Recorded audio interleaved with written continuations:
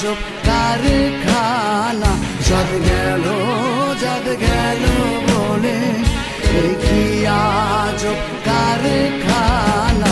সত্য কাজে কেউ নয় রাজি, সত্য কাজে কেউ নয় রাজি।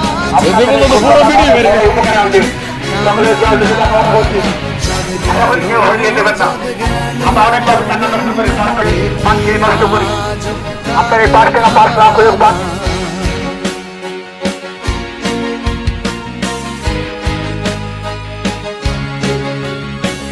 আসবার কালে কি জাত ছিলে